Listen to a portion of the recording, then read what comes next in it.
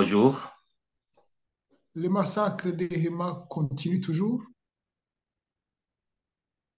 Oui, le massacre de Hema, particulièrement à territoire de Ndjougou, continue. Et puis, le contexte autour de ces massacres devient de plus en plus complexe, étant donné que euh, la loi de la République démocratique du Congo n'autorise pas la circulation libre des armes, mais les exécutants de massacres contre les Hema, la Codeco, et a une liberté totale de circuler librement avec les armes et aussi de collaborer un peu plus facilement avec les militaires de l'armée congolaise qui est sur place sans être inquiété.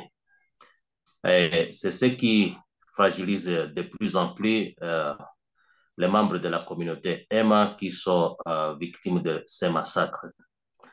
Alors, il y a un deuxième aspect qui rend ces massacres plus compliqués, c'est que chaque fois qu'il y a massacre de membres de la communauté Hema, les autorités congolaises qui sont chargées de sécuriser la population est la première à dire que ces massacres euh, que la Codeco vient d'exécuter sur les membres de la communauté Hema constituent les représailles.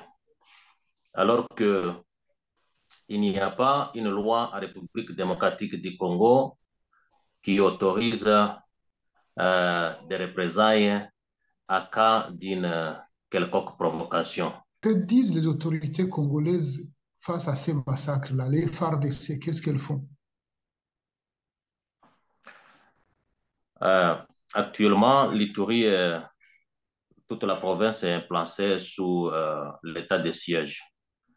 Et puis, les autorités de l'état de siège n'arrivent toujours pas à maîtriser euh, ce qui commettent ces massacres parce que chaque fois qu'il y a massacre de membres de la communauté EMA et les autorités concernées par la sécurité de la population en province de l'Ituri parlent toujours des opérations de représailles. Alors, il y a le dernier massacre que nous sommes en train de déplorer où les déplacés qui ont quitté les sites de Plaine Savo ont été massacrés à quelques kilomètres du sud, dans le village de Lenga. Et les déplacés qui ont quitté le sud des Ronds ont été aussi massacrés dans leur champ, dans le village de Mazé.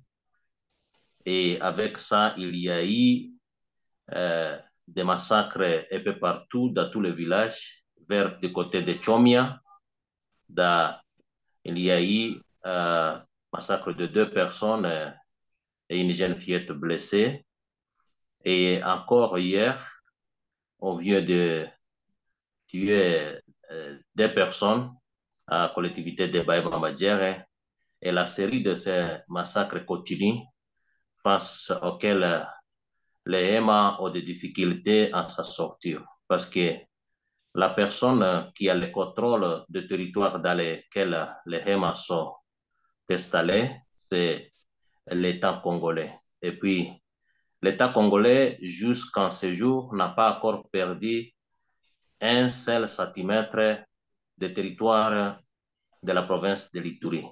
Les militaires ont la totalité du contrôle du territoire de l'Ituri. Mais lorsqu'il y a massacre de la communauté Hema, la même personne de l'État qui a le contrôle et la responsabilité de sécurité explique ces massacres par une opération de représailles menée par la Côte de Côte contre la communauté Hema. C'est un langage absolument irresponsable et c'est ce langage que nous sommes en train de qualifier de langage d'appel à la haine.